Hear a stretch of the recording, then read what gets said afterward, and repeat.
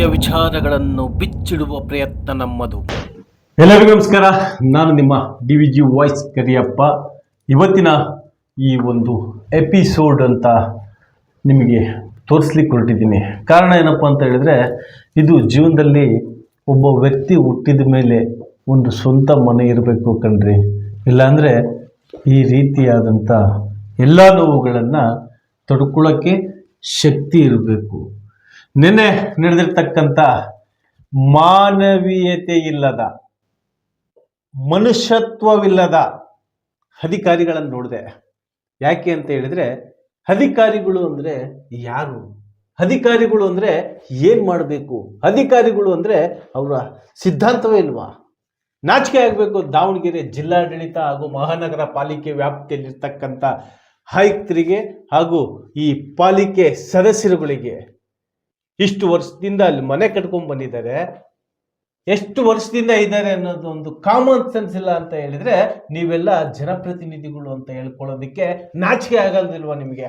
ಅದು almost all ಲೋಕಿಕೇರಿ ರೋಡಲ್ಲಿ ಇರ್ತಕ್ಕಂಥ ರವೀಂದ್ರನಾಥ್ ಬಡಾವಣೆಯನ್ನ ಖಾಲಿ ಮಾಡಿಸಿದಾರಲ್ಲ ಈ ಪಾಲಿಕೆ ವ್ಯಾಪ್ತಿಯಲ್ಲಿರ್ತಕ್ಕಂಥ ಅಧಿಕಾರಿಗಳಿಗೆ ಹಾಗೂ ಮಹಾನಗರ ಪಾಲಿಕೆಯ ಆ ವಾರ್ಡಿನ ಸದಸ್ಯನಿಗೆ. ನೆನೆ ಅಷ್ಟೊಂದೆಲ್ಲ ನಡೆದ್ರೂ ಸಮೇತ ಆ ಪಾಲಿಕೆಯ ಸದಸ್ಯ ಬಂದಿಲ್ರಿ ಸ್ಥಳಕ್ಕೆ. ನಾಚಿಕೆ ಆಗೋದಿಲ್ವಾ ಕುಂಬಾರ್ ನಾಗರಾಜ್ ಅವರಿಗೆ? ಅಲ್ಲ ರೀ, ಅಲ್ಲಿ ಸರ್ಕಾರಿ ಜಾಗ ಇರಲಿ ಅಥವಾ ಗೋಮಾಳ ಇರಲಿ ಅಥವಾ ಪಾಲಿಕೆ ಬಿಟ್ಟಿರೋ ಜಾಗನೇ ಆಗಿರ್ಲಿ, ಒಂದು ಗೈಡ್ಲೈನ್ಸ್ ಪಾಲನೆ ಮಾಡೋಕ್ಕಾಗೋದಿಲ್ಲ ಅಂತ ಹೇಳಿದ್ರೆ ನೀವೆಲ್ಲ ಪಾಲಿಕೆಯಲ್ಲಿ ಇದ್ದು ಏನ್ರಿ ಕಿಸದ್ ದಬಾಗ್ತೀರಾ?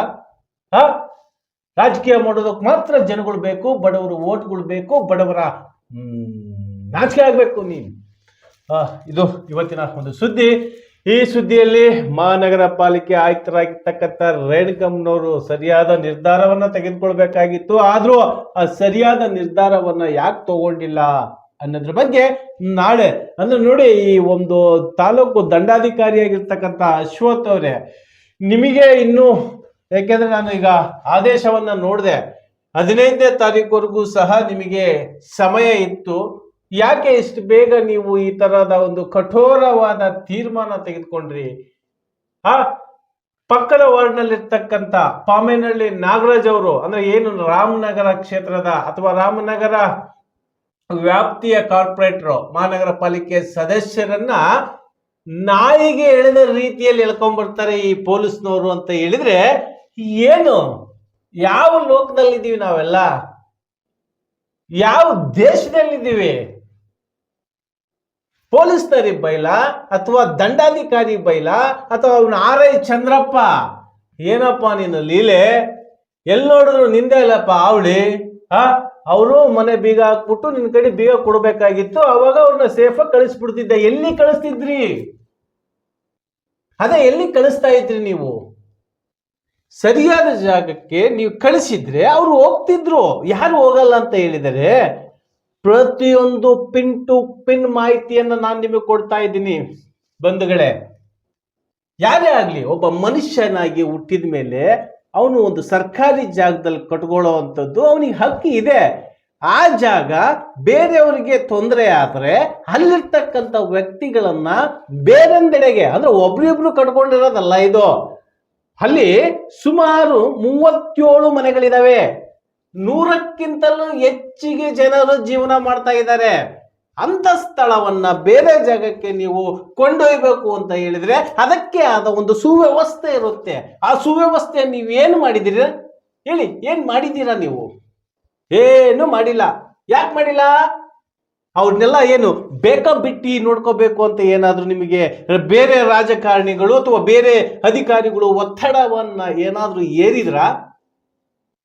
ಇಲ್ಲ. ನೀವೊಂದು ಅರ್ಥ ಆಗದೆ ಇರ್ತಕ್ಕಂಥ ವಿಚಾರ ಅಂತ ಹೇಳಿದ್ರೆ, ಈ ಬಡವ್ರನ್ನ ಸರ್ಕಾರದಲ್ಲಿ ಈ ಬಡವರಿಗೆ ಸಹಾಯ ಮಾಡಬಾರ್ದು ಅಂತ ಏನಾದ್ರೂ ಇದೆಯಾ?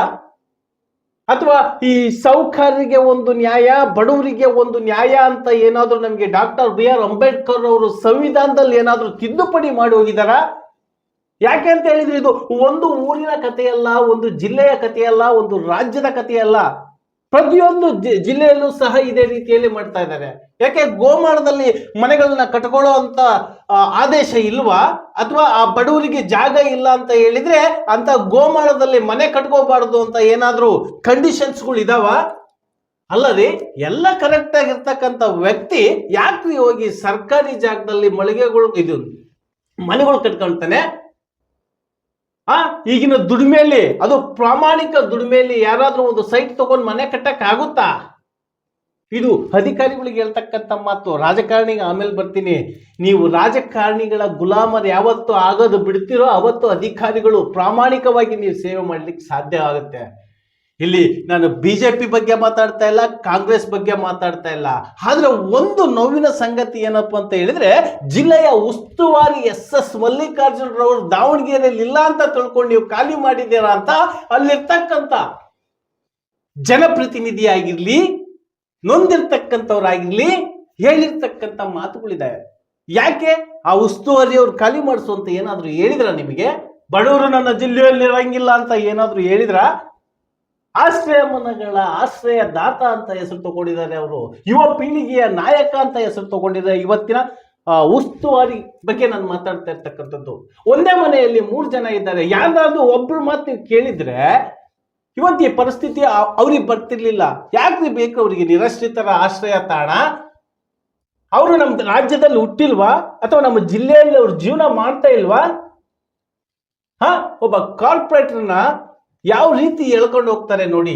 ಅಲ್ಲಿ ಹೊಡಿಬೇಡಿ ಅಂತ ಒಬ್ಬ ವ್ಯಕ್ತಿ ಹೋಗ್ತಾನೆ. ಆ ವ್ಯಕ್ತಿಯನ್ನ ಪೊಲೀಸರು ಯಾವ ರೀತಿ ಎಳ್ಕೊಂಡು ಹೋಗ್ತಾ ಇದ್ದಾರೆ ನೋಡಿ. ಯಾಕೆ? ನಾವೇನಾದ್ರೂ ಬೇರೆ ದೇಶದಲ್ಲಿ ಇದೀವಾ? ನಮಗೆ ಸಂವಿಧಾನದ ಅರ್ಥ ಗೊತ್ತಿಲ್ವಾ? ಸತ್ಯವನ್ನು ಹೇಳಿದ್ರೆ ಎಲ್ಲರಿಗೂ ಉರಿಯುತ್ತಲ್ಲ. ಅಧಿಕಾರಿಗಳೇ, ನೀವು ನಿಮ್ಮ ಪೋಸ್ಟಿಂಗ್ ಅನ್ನ ಜನರ ಮೇಲೆ ದೌರ್ಜನ್ಯ ಮಾಡೋದಕ್ಕೆ ಉಪಯೋಗಿಸಬೇಡಿ. ನೀವು ಏನ್ ಮಾಡಬೇಕು ಅದನ್ನ ಮಾಡಿ. ಬಡವರು ಮನೆ ಕಟ್ಕೊಂಡಿದ್ದಾರೆ, ಆಯ್ತು, ಬಡವರು ಮನೆ ಕಟ್ಕೊಂಡಿದ್ದಾರೆ, ಕೋರ್ಟಿಂದ ನೋಟಿಸ್ ಬಂದಿದೆ.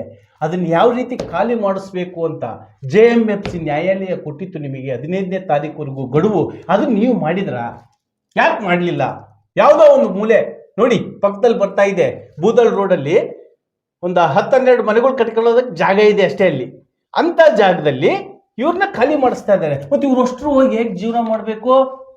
ಒಂದೇ ತಾಯಿ ಹುಟ್ಟಿರ್ತಕ್ಕಂಥ ಅಣ್ಣ ತಮ್ಮಂದರೆ ಅಷ್ಟು ಜಾಗದಲ್ಲಿ ಇರಕ್ಕಾಗೋದಿಲ್ಲ. ಇವ್ರು ಬೇರೆ ಬೇರೆ ಜನಾಂಗದವರು, ಬೇರೆ ಬೇರೆ ವ್ಯಕ್ತಿಗಳು, ಬಡವರುಗಳು ಅಷ್ಟು ಒಂದೇ ಕಡೆಗೆ ಹೋಗಿ ಆ ಥರ ಜೀವನ ಮಾಡಕ್ ಆಗುತ್ತಾ? ಇದು ಯಾಕೆ ನಮ್ಮ ಜಿಲ್ಲಾಡಳಿತಕ್ಕೆ ಗೊತ್ತಾಗ್ಲಿಲ್ಲ? ರೇಣುಕಾ ಮೇಡಮ್, ನೀವಾದ್ರೂ ಯೋಚನೆ ಮಾಡಿ. ಮೊದಲನೇ ಬಂದಾಗ ನೀವು ಯಾವ ರೀತಿ ವರ್ಕ್ ಮಾಡ್ತಾ ಇದ್ರಿ ದಾವಣಗೆರೆಯಲ್ಲಿ ಅಂತ ಹೇಳಿದ್ರೆ, ಯಾವ ಕಡೆ ಹೋದ್ರೂ ರೇಣುಕಮ್ಮರ್ದು ಸೌಂಡ್ ಬರ್ತಾ ಇತ್ತು. ಈಗೇನ್ರಿ ಮೇಡಮ್ ನೀವೆಲ್ಲೂ ಕಾಣ್ತಾನೆ ಇಲ್ಲ? ನೀವು ಸಹ ರಾಜಕಾರಣಿಗಳ ಮಾತುಗಳು ಕೇಳ್ಕೊಂಡು ಮಿಂಗಲ್ ಆಗ್ಬಿಟ್ರಾ? ದಯವಿಟ್ಟು ಅರ್ಥ ಮಾಡ್ಕೊಳ್ಳಿ. ಬಡವ್ರು ಇದ್ರೇನೆ ಕಣ್ರಿ ಸರ್ಕಾರ ಕಣ ಬರೋದೇ ಬಡವ್ರದು. ಬೆಳಗ್ಗೆಯಿಂದ ಹಿಡಿದು ರಾತ್ರಿ ಮಲಗೋವರೆಗೂ ಸರಿಯಾದ ಟ್ಯಾಕ್ಸ್ ಕಟ್ಟೋಂಥ ವ್ಯಕ್ತಿ ಕರ್ನಾಟಕ ಅಥವಾ ಭಾರತ ದೇಶದಲ್ಲಿ ಯಾರಾದ್ರೂ ಇರ್ತಾರೆ ಅಂತ ಹೇಳಿದ್ರೆ ಅದು ನಿಜವಾದ ಬಡವರು. ಬೆಳಗ್ಗೆ ತಿಕ್ಕೋ ಅಲ್ಪೇಸ್ಟಿಂದ ಹಿಡಿದು ರಾತ್ರಿ ಮಲಗೋ ಬೆಡ್ವರೆಗೂ ಸಮೇತ ಟ್ಯಾಕ್ಸ್ ಕಟ್ಟೋಂಥವ್ರವರು. ಅಂಥವ್ರಿಗೆ ಸರಿಯಾದ ನೀವು ಗೈಡ್ಲೈನ್ಸ್ ಕೊಡ್ಲಿಲ್ದಂಗೆ ಯಾವುದೋ ಒಂದು ಕಡೆ ಹೋಗಿ ಮಲಗೋ ವ್ಯವಸ್ಥೆ ಮಾಡ್ತೀರಾ ನೀವೆಲ್ಲ ಅಂತ ಹೇಳಿದ್ರೆ ನಾಚಿಕೆ ಆಗ್ಬೇಕು ಅಲ್ವಾ ನಮ್ಮ ದಾವಣಗೆರೆ ಜಿಲ್ಲಾಡಳಿತಕ್ಕೆ ಹಾಗೂ ಮಹಾನಗರ ಪಾಲಿಕೆ ಆಯುಕ್ತರಿಗೆ. ಆದಷ್ಟು ಬೇಗ ನೀವು ಅವರಿಗೆ ಸೈಟು ಅಥವಾ ಮನೆ ವ್ಯವಸ್ಥೆ, ಆ ಮನೆಗಳು ನೀವು ಕೆಡವಿದಿರಲ್ಲ, 1-2 ಲಕ್ಷಗಳು ಕಟ್ಟು ಅವ್ರು ಖರ್ಚು ಮಾಡಿಬಿಟ್ಟು ಆ ಮನೆಗಳು ಕಟ್ಕೊಂಡಿದ್ರಲ್ಲ, ಆ ವಿಡಿಯೋಗಳನ್ನಾದ್ರೂ ನೋಡ್ರಿ ಮೇಡಮ್. ಸರಿಯಾಗಿ ಆ ವಿಡಿಯೋಗಳು ನೋಡಿ. ಒಂದೊಂದು ಇಟಿಕೆಯಲ್ಲೂ ಅವ್ರ ಬೆವರಿದೆ, ಒಂದೊಂದು ಇಟಿಗೆ ಒಂದೊಂದು ಮೋಲ್ಡಲ್ಲೂ ಅವ್ರದ್ದೊಂದು ಬೆವರಿದೆ. ಯಾರೋ ತರಕಾರಿ ಮಾರ್ಕೊಳ್ಳೋರು, ಮನೆ ಕೆಲ್ಸಕ್ಕೆ ಹೋಗೋವಂಥವ್ರು, ಕಾಂಟ್ರಾಕ್ಟ್ ಕೆಲಸ ಮಾಡೋವಂಥವ್ರು, ಬಟ್ಟೆ ಐರನ್ ಮಾಡೋವಂಥವ್ರು, ಬೆಳಗ್ಗೆನೆ ಎದ್ದುಬಿಟ್ಟು ಹಾಲು ಪೇಪರು ಈ ರೀತಿ ಮಾಡುವಂಥ ವ್ಯಕ್ತಿಗಳು ಮೇಡಮ್ ಅಲ್ಲಿರೋದು. ಯಾರು ಶ್ರೀಮಂತರ ಮಕ್ಕಳು ಅಲ್ಲಿ ಹೋಗಿ ಶೋಕಿ ಮಾಡ್ತಾ ಇಲ್ಲ. ಅಲ್ಲಿ ಎಷ್ಟು ಎಕರೆ ಇದೆ ಅಂತ ನೀವು ತಿಳ್ಕೊಂಡಿದ್ದೀರಾ? ಅಲ್ಲಿ ಅಕ್ಕಪಕ್ಕ ಇರ್ತಕ್ಕಂಥ ಅಪಾಯಿಂಟ್ಮೆಂಟ್ಗಳೆಲ್ಲವೂ ಖರೀದಿ ಮಾಡಿಬಿಟ್ಟಿದ್ದಾರೆ ಸರ್ಕಾರದ. ಯೋಚನೆ ಮಾಡಬೇಕು. ಯಾವುದಾದ್ರೂ ಒಂದು ಕೆಲಸ ಮಾಡಬೇಕು ಅಂತ ಹೇಳಿದ್ರೆ ಜಿಲ್ಲಾಡಳಿತ ಆಯಿತು, ಕಾನೂನು ಸುವ್ಯವಸ್ಥೆ ಆಯಿತು. ಮಾನ್ಯ ಶ್ರೀ ದಂಡಾಧಿಕಾರಿಗಳೇ, ನಿಮ್ಮ ಮೇಲೆ ನಮಗೆ ಅತಿಯಾದ ಗೌರವವಿದೆ. ಆದ್ರೆ ನೀವು ಈ ರೀತಿ ಮಾಡೋದ್ರಿಂದ ಗೌರವ ಹಾಳಾಗುತ್ತೆ. ಯಾಕೆ ಅಂತ ಹೇಳಿದ್ರೆ ನೀವು ಸರಿಯಾದ ಗೈಡ್ಲೈನ್ಸ್ ಅಲ್ಲಿ ಹೋಗ್ಬೇಕಾಗುತ್ತೆ. ಯಾವ ಗೈಡ್ಲೈನ್ಸ್ ಅಲ್ಲಿ ಹೋಗ್ತಾ ಇದ್ದೀರಾ ನೀವೆಲ್ಲ? ಅವರಿಗೆ ಜಾಗದ ವ್ಯವಸ್ಥೆ ಮಾಡಿ ರಾತ್ರಿ ಹೋಗಿದ್ದೀರಲ್ರಿ ಲೈಟ್ ಹಾಕ್ಸ್ಲಿಕ್ಕೆ ನೀವು. ಅದು ಎಲ್ಲಿ ಗೋಡೆಗಳಿಗೆ ಹಾಕೋದು ಕಂಬ ಇಲ್ವಲ್ಲ? ಏನಾಗ್ಬಿಟ್ರಿ ನೀವೆಲ್ಲ? ರಾಜಕಾರಣಿಗಳ ಮಾತುಗಳನ್ನ ಕೇಳಿ, ಯಾರು ಕೇಳಬೇಡಿ ಅಂತ ಹೇಳ್ತಾ ಇಲ್ಲ. ಜನರು ಆಯ್ಕೆ ಮಾಡಿರ್ತಕ್ಕಂಥ ಜನಪ್ರತಿನಿಧಿಗಳವರು. ಆದ್ರೆ ಅದರಲ್ಲಿ ಒಳ್ಳೆಯದು ಯಾವುದು ಕೆಟ್ಟದ್ದು ಯಾವುದು ಅಂತ ನಿಮ್ಮಂಥವ್ರಿಗೆ ಗೊತ್ತಿರಬೇಕು. ಅಧಿಕಾರಿಗಳಿಗೆ ನೀವು ಓದಿ ಬಂದಿರ್ತೀರ, ಅವರು ಓಟ್ ಹಾಕ್ಸ್ಕೊಂಡ್ ಬಂದಿರ್ತಾರೆ, ಅವ್ರು ಹೇಳ್ತಾರೆ, ನೀವು ಎಲ್ಲವನ್ನೂ ಕೇಳಬೇಕು ಅನ್ನೋದು ನಿಮ್ದು ರೂಲ್ಸ್ ಇಲ್ಲ. ಯಾವುದು ಸರಿ ಯಾವುದು ತಪ್ಪು ಅಂತ ಯೋಚನೆ ಮಾಡಿ ಅವ್ರು ತಿಳಿಸಿ ಬಿಡಿಸಿ ಹೇಳ್ಬೇಕು. ಯಾಕೆ ಅಂತ ಹೇಳಿದ್ರೆ ಓಟ್ನೆ ಬಂದಿರ್ತಾರೆ, ನೋಟ್ನೆಗೆ ಓಟು ನೋಟಲ್ಲಿ ಬಂದಿರ್ತಾರೆ. ನೀವು ವಿದ್ಯೆಗೂ ಬಂದಿರ್ತೀರಾ. ಪ್ರತಿಯೊಬ್ಬ ಅಧಿಕಾರಿಗಳಿಗೂ ನಾನು ಹೇಳೋದು ಇಷ್ಟೇನೆ. ಬರೀ ತಹಸೀಲ್ದಾರ್ಗೆ ಹೇಳ್ತೀನಿ, ಬರೀ DYSP ಅವ್ರಿಗೆ ಹೇಳ್ತೀನಿ, ಬರೀ SP ಅವ್ರಿಗೆ ಹೇಳ್ತೀನಿ, ಬರೀ ಜಿಲ್ಲಾಡಳಿತಕ್ಕೆ ಹೇಳ್ತೀನಿ ಅಂತಲ್ಲ. ಪ್ರತಿಯೊಬ್ಬ ಅಧಿಕಾರಿಯೂ ಸಹ ಜನಪ್ರತಿನಿಧಿಯನ್ನ ಪ್ರಶ್ನೆ ಮಾಡಬಹುದು. ಅವ್ರು ಕೇಳಿರ್ತಕ್ಕಂಥ ಪ್ರಶ್ನೆಗೆ ನಿಮ್ಮ ಹತ್ರ ಉತ್ತರ ಸರಿಯಾಗಿದ್ರೆ ತಿಳಿಸಿ ಹೇಳ್ಬಹುದು. ಯಾವ ಅಧಿಕಾರಿನೂ ಸಹ ರಾಜಕಾರಣಿಗಳು ಮಾತು ಕೇಳಬೇಕು ಅನ್ನೋದು ಎಲ್ಲಿ ಇಲ್ಲ. ಯಾಕೆ ನೀವು ಜನರನ್ನ ಮಿಸ್ಗೈಡ್ ಮಾಡಕ್ ಹೋಗ್ತಾ ಇದ್ದೀರಾ? ಈಗ ದಾವಣಗೆರೆಯಲ್ಲಿ ನಡೀತಕ್ಕಂಥ ವಿಚಾರದ ಬಗ್ಗೆ ಅಂದ್ರೆ ಏನು ಈ ಲೋಕಿಕೆರೆ ರೋಡಲ್ಲಿ ಇರ್ತಕ್ಕಂಥ ರವೀಂದ್ರನಾಥ್ ಬಡಾವಣೆಯಲ್ಲಿ ನಡೆದಿರ್ತಕ್ಕಂಥ ಮಾನವೀಯತೆ ಇಲ್ಲ. ನೋಡಿ ವಿಡಿಯೋವನ್ನ. ಸರ್ ಏನಿದು ಇವತ್ತಿನ ಘಟನೆ? ಇವತ್ತೇನಿಲ್ಲ, ದಿಢೀರ್ ನನಗೆ 6 ಗಂಟೆಗೆ ಬಂದದಾರ ಅವರು. ಕೋರ್ಟ್ ಆದೇಶ ಆಗೈತೆ ಅಂತಂದ್ರೆ ತಗೊಂಬಂದು ತೋರ್ಸ್ತಾರ, ಅದರಿಲ್ಲ ಅವರು. ಕೋರ್ಟ್ ಆದೇಶ ಆಗಿರ್ಲಿ ಬೇಡ, ನಾವೇನು ಅದ್ರ ಬಗ್ಗೆ ನಾವೇನು ಇದು ಬೇಡಲ್ಲ. ಕೋರ್ಟ್ಗೆ ನಾವು ತಲೆ ಬಾಗಿಸ್ತೀವಿ, ಕೋರ್ಟ್ ಆದೇಶಕ್ಕೆ ನಾವು ಯಾವಾಗಲೂ ಗೌರವ ಕೊಡ್ತೀವಿ. ಅದೇ ಬಿಟ್ಟು ಏಕದಮ್ಲೇನೆ ಬಂದು ಇದು ಮಾಡ್ಕೊಂಡು ಅಲ್ಲಿ ಜಾಗನಾರ ತೋರ್ಸಂತಂದೇಳಿ ಜಾಗ ತೋರಿಸಿದಾರೆ. ಆ ಜಾಗದಾಗ ಅಲ್ಲಿ ವಾಸ ಮಾಡೋಕ್ಕಾಗಲ್ಲ. ಅದು ನೋಡಿದ್ರ 36-38 ಮನೆಗಳು ಆಗ್ತಾವ. ಆ ಜಾಗದ ವಾಸ ಮಾಡಕ್ ಆ ಜಾಗನಾಗಲ್ಲ. ಒಂದು 3 ಎಕರೆ ಇಲ್ಲ ಸರ್. ಅದು ಇಲ್ಲಿ 36ರಿಂದ 38 ಮನೆ ಬರ್ತಾವ ಸರ್. ಇದು 36ರಿಂದ 38 ಮನೆ ಬರ್ತಾವ ಸರ್ ಇಲ್ಲಿ. ಏನೋ ಹಂಗಾಗಿ ಆ ಥರ ತೊಂದರೆ ಆದ್ರೆ ಮತ್ತೆ ಏಕದಮ್ಲೆ ದಿಢೀರನಾಗ ಹೋಗಂದ್ರೆ ಇಲ್ಲಿಗೆ ಹೋಗ್ಬೇಕು. ಬೆಳಗ್ಗೆ ಹೋಗಿ ನೀವು ನೋಡ್ಕೊಂಡ್ ಬಂದೆ ಸರ್. ಅವರು ಹೇಳಿದ ಮೇಲೆ ಅವರೇ ಹೇಳಿದ್ರು, ತಹಶೀಲ್ದಾರು, ಇಲ್ಲಿರ್ತಕ್ಕಂಥ ನಮ್ಮ ಕಾರ್ಪೊರೇಷನ್ನರು, ಇವರು ನಮ್ಮ ಪೊಲೀಸ್ ಡಿಪಾರ್ಟ್ಮೆಂಟ್ನವರು ಅಲ್ಲಿ ಜಾಗ ತೋರ್ಸಾರಂತಲ್ಲಪ್ಪ, ಅಲ್ಲಿ ಹೋಗ್ರಿ ಅಂತ ಕೂಡ ಅವರು ಕೂಡ ಹೇಳಿದ್ರು. ಆಯ್ತು ಸರ್, ನಾವು ಹೋಗ್ತೀವಿ, ನೋಡ್ಕೊಂಬರ್ತೀವಿ, ಅಲ್ಲಿವ್ರಿಗೆ ಮುಟ್ಬೇಡ್ರಿ ಅಂತ ಹೇಳಿದ್ವಿ ನಾವು. ಅಲ್ಲಿ ಕೆಡಬೇಡ್ರಿ, ಹಂಗೇನಾದ್ರು ಇತ್ತ ಅಂದ್ರೆ ನಾವೇ ತಗೊಂಬಂದು 15ನೇ ತಾರೀಕಿಗೆ ಹೇಳಿದಾರಲ್ಲ, 15ನೇ ತಾರೀಕು ಒಳಗೆ ನಾವೇ ಗೋಮಾಳ ಜಾಗದಲ್ಲಿ ಯಾರು ಅಕ್ರಮವಾಗಿ ದೊಡ್ಡ ದೊಡ್ಡ ಮನೆಗಳು ಕಟ್ಕೊಂಡಾರೆ, ಜಾಗಗಳು ಫ್ಯಾಕ್ಟ್ರಿಗಳು ಕಟ್ಕೊಂಡಾರೆ, ಕಾಂಪ್ಲೆಕ್ಸ್ಗಳು ಅದಾವೆ. ದಯಮಾಡಿ ಇವನ್ನೆಲ್ಲ ಸರ್ವೆ ಮಾಡಿ ಇವನ್ನೆಲ್ಲವೂ ಇದನ್ನ ಹೆಂಗ್ ಬಡವ್ರು ಗುಡಿಸಲು ಹೊಡೆದಾರಲ್ಲ ಇವ್ರನ್ನ ನೆಲಸಮ ಮಾಡ್ಲಿ. ನಂತರ ನಾವು ಈ ಹೋರಾಟ ನಿಲ್ಲಿಸ್ತೀವಿ. ಅಲ್ಲಿವರೆಗೂ ಯಾವುದೇ ಕಾರಣಕ್ಕೂ ಹೋರಾಟ ನಿಲ್ಲಲ್ಲ. ಇದೇ ಜಾಗದಲ್ಲಿ ಹೇಳ್ರಿ, ನಾನು ಹೇಳಿದ್ನಲ್ಲ, ಇಲ್ಲಿ ಅಕ್ರಮವಾಗಿ ನಡೆಯೋದು ಹೇಳಿದ್ರು ಅವರೆಲ್ಲ. ಕೊಲೆ ಪಾಪ ಜಾಗದಲ್ಲಿ ಇದ್ದ ಇಲ್ಲಿ ಇರ್ದಾರು, ಅವ್ರಿಗೆ ಗೊತ್ತೈತಿ ಹೇಳಿದ್ದಾರೆ. ಒಂದ್ ನಿಮಿಷ ಸರ್, ಇಲ್ಲಿ ಏನಾಗೈತೆ ಅಂದ್ರೆ ಬಡವ್ರ ಮೇಲೆ ಇವ್ರು ಎಲ್ಲರೂ ಕಂಡು, ಯಾಕಂದ್ರೆ ಇವ್ರು ಬಡವ್ರು ಇಲ್ಲಿದ್ರೆ ಇವ್ರ ಡಿಗ್ನಿಟಿಗಳು ಕಡಿಮೆ ಆಗ್ತವೆ. ಒಂದು ನೆಕ್ಸ್ಟ್ ಇನ್ನೊಂದೇನು, ಇವ್ರು ಬಡವ್ರು ಇಲ್ಲದ್ರಂದ್ರೆ ಇನ್ನೊಂದು ಆ ಗುಡಿಸ್ಲಿ ಇಲ್ಲಿ ಬಂದು ಅಂದ್ರೆ ನಮ್ದು ಗೋಮಾಳ ಜಾಗ ಅಂತ ನಾವು ಕಿತ್ಕೊಂಡು ಹೋಗ್ಬೇಕಾಕತ್ತ ಅಂತ ಹೇಳಿ ಬಡವ್ರನ್ನ ಖಾಲಿ ಮಾಡ್ಸೋ ಕಾರ್ಯಕ್ರಮ ಇಲ್ಲಿ ನಡೀತಾ ಐತಿ. ದಯಮಾಡಿ ಇದು ಅಲ್ಲಿ ಜಾಗ ತೋರಿಸ್ತೀನಿ ಸರ್. ಹೇಳಿದ್ರಲ್ಲ 19 ಸೈಟು, ಲೆಕ್ಚರು, ಲಾಯರು, ಇಂಜಿನಿಯರು, ತಡಿಯಮ್ಮ ಎಲ್ಲರೂ 19 ಜನದವು. ನನಗೆ ಅವ್ರಿಗೇನು ಆದೇಶ ಸಮಿತಿ, ಆಶ್ರಯ ಸಮಿತಿ ಅಡಿಯಲ್ಲಿ ಕೊಟ್ಟಿರ್ತಕ್ಕಂಥ ಪತ್ರಗಳನ್ನ ನಾನು ಮುಟ್ಸ್ಕೊಂಡಿದ್ದೀನಿ. ಅದನ್ನ ಮಹಾನಗರ ಪಾಲಿಕೆಗೆ 1.5 ವರ್ಷ ಕೆಳಗೆ ದೂರು ಕೊಟ್ಟಿದ್ದೀನಿ. ಅದಕ್ಕೆ ಅವ್ರು ಏನಂದ್ರು, ಆಗಿನ ತಹಸೀಲ್ದಾರು ಆಗಿನ ಆಯುಕ್ತರು ಅಂದ್ರು ಎಲ್ಲರನ್ನ ಕರೆಸಿ ಮಾತಾಡೋ ಜವಾಬ್ದಾರಿ ನಿಮ್ದು ಐತಿ ಮೇಡಮ್, ನಮಗೆ ಉತ್ತರ ಕೊಡೋ ಅಂದ್ರೆ ಇಲ್ಲಿವರೆಗೂ ಏನೂ ಉತ್ತರ ಕೊಟ್ಟಿಲ್ಲ. ಇವಾಗ ನಾವು ಇಲ್ಲಿವರೆಗೂ ತಾಳ್ಮೆಯಿಂದ ಇದೀವಿ. ಇನ್ಮೇಲೆ ಈ ಜಾಗದಲ್ಲಿ ಇರ್ತಕ್ಕಂಥ ಏನು ಕಾರ್ಯಕರ್ತರು ನಮ್ಮರು ಇದಾರಲ್ಲ, ನಾವು ಮಹಾನಗರ ಪಾಲಿಕೆ ಮುತ್ತಿಗೆ ಹಾಕಿ ನಮ್ಮ ನ್ಯಾಯ ಸಿಗೋವರೆಗೂ ಅಲ್ಲೇ ಕುಂದಿರ್ತೀವಿ, ಅಲ್ಲೇ ಒಲೆ ಹುಡ್ಕೊಂಡು ಊಟ ಮಾಡ್ತೀವಿ. ಅವ್ರು ನ್ಯಾಯ ಕೊಡಲ್ಲ ನಮಗೆ. 17 ಸೈಟ್ಗಳು ಏನು 19 ಸರ್ ತೋರಿಸಿ ಸರ್, ಇದೇ ಏರಿಯಾದಲ್ಲಿ ಐತಿ. ನಿನ್ನೆ ಕಮಿಷನರ್ ಹತ್ರ ಹೋಗಿದ್ವಿ. ಕಮಿಷನರ್ ಮೇಡಮ್ ಅಂದ್ರು, ನಿಮಗೆ ಗೋಮಾಳ ಜಾಗ ನೋಡ್ತಾ ಇದೆ, ಇದು ಬುಸನೆಟ್ಟಾಗ ಗೋಮಾಳ ಜಾಗ ಇದು ಬುಸನೆಟ್ಟ ನೋಡಿದೀವಿ, ದೊಡ್ಡ ಬುದಳ್ದ ನೋಡಿದೀವಿ ಅಮ್ಮ, ನಾವು ನಿಮ್ಗೆ ವ್ಯವಸ್ಥೆ ಮಾಡ್ತೀವಿ. ನಿನ್ನೆ ತಾನೇ ಕೇಳ್ಕೊಂಡ್ ಬಂದಿ ಸರ್. ಅವಾಗ ಹೇಳ್ಬೇಕಾಗಿತ್ತಮ್ಮ, ಇವತ್ತು ನಾಳೆ ಬೆಳಗ್ಗೆ ಬಂದು MNS ಮಾಡ್ತೇವಮ್ಮ, ನಿಮ್ಮ ಏನದಾವ ತಕೊಂಡ್ಬಿಡ್ರಿ. ಒಂದ್ ಮಾತು ಹೇಳ್ಬೇಕಾಗಿತ್ತು ಸರ್. ನಾವೇನ್ ಹೇಳ್ತಿದ್ವಿ ಸರ್, ಈಗ ಜಾಗ ತೋರ್ಸ ತನಕ ನಮಗೆ ಜಾಗ ಇರಬೇಕು. ಜಾಗ ಯಾರ್ ನಂಬಿಕೆ ಮೇಲೆ ಹೋಗೋದು ಸರ್? ಬೆಳಗ್ಗೆ ನಿಮ್ ಕಾರ್ಪೆಟ್ರು ನೋಡ್ಕೊಂಡ್ ಬರೋದ್ರೊಳಗಡೆ ಇಲ್ಲಿ ಹೊಡಿತಾ ಅನ್ಯಾಯ ಮಾಡ್ತಾರೆ ಸರ್. ಎಲ್ಲ ಅಧಿಕಾರಿಗಳು ಇವ್ರು ಹೇಳ್ದಂಗೆ ಕೇಳ್ತಾರೆ ಸರ್. ಲಂಚ ಕೊಡೋರಿಗೆ ಸರ್ ಈಗಿನ ಕಾಲದ ಬೆಳಿ ಲಂಚ ಬಿಚ್ಚರಿಗೆ ಸರ್ ನಾವೇನಂದ್ರೆ ಬರೋ ಕೈ ಮುಗಿದು ಕಾಲ್ ಬಿಟ್ಟು ಮಾತಾಡ್ಕೊಂಡ್ ಬರ್ತೇವೆ. ಇವನೇನ್ ಕಮ್ಮಿ ಅಲ್ಲ ಸರ್, ಇವನು ಲಂಚ ತಗೊಂಡಾನೆ.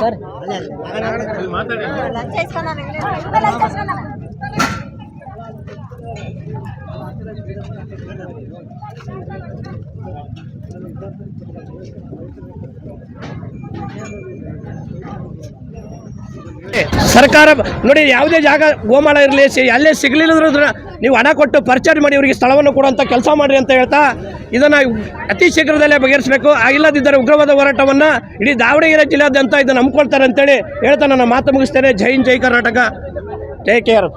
ಮಾನವೀಯತೆ ಅಂತಃಕರಣ ಅಂತಕ್ಕಂಥ ಒಂದು ವಿಚಾರವನ್ನು ಇಟ್ಟುಕೊಂಡು ಅವರಿಗೆ ಸ್ಥಳವನ್ನು ಬೇರೆ ಕಡೆ ನಿಗದಿ ಮಾಡಿಬಿಟ್ಟು ಸ್ಥಳಾಂತರ ಮಾಡಬೇಕಾಗಿತ್ತು. ಕಾರಣಾಂತರಗಳಿಂದ ಈ ದಿನ ಬೆಳಗಿನ ಜಾವ ಬಂದ್ಬಿಟ್ಟು ಏಕಾಏಕಿ ಪೊಲೀಸ್ ಪ್ರೊಟೆಕ್ಷನ್ ತೊಗೊಂಡ್ಬಿಟ್ಟು ಜಿಲ್ಲಾಡಳಿತ ಇದನ್ನು ಎಲ್ಲವನ್ನು ತೆರವುಗೊಳಿಸ್ತಕ್ಕಂಥ ಕೆಲಸ ಮಾಡ್ತಾಯಿದ್ದಾರೆ.